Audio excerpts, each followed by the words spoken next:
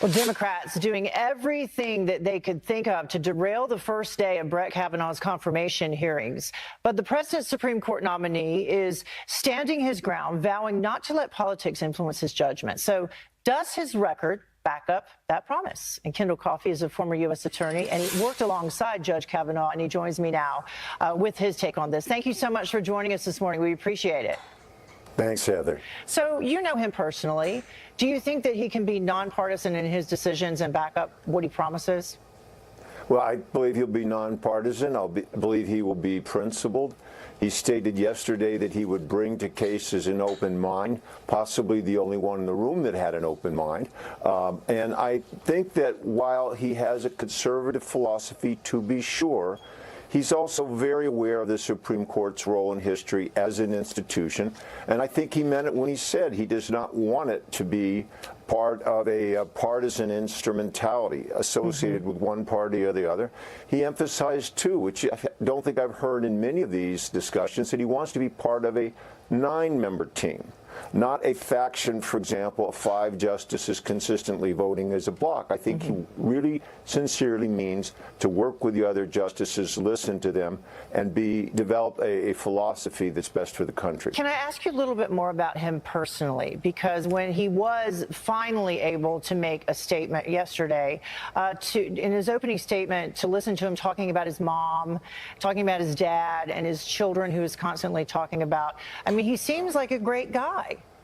Yeah, he's a great guy. His personal experiences, his record of integrity are absolutely impeccable. Years ago, I had the privilege of working with him on a difficult case. He volunteered his time to help us, representing Elian Gonzalez and the Miami relatives, to have our issues fairly presented to the Supreme Court of the United States. So I actually got to work with him as a colleague. I don't think he was trying to say anything about the rights of a father or whether somebody should go back to Cuba, but he saw deep federal issues in the case that he wanted fairly presented. I got to know him. I got to work with him. He was spectacular as a lawyer, and you couldn't have asked for a better colleague. So what do you think is going on with Democrats? I mean, is it because they know they can't do anything about his confirmation ultimately, and so it's just grandstanding and delaying as much as possible?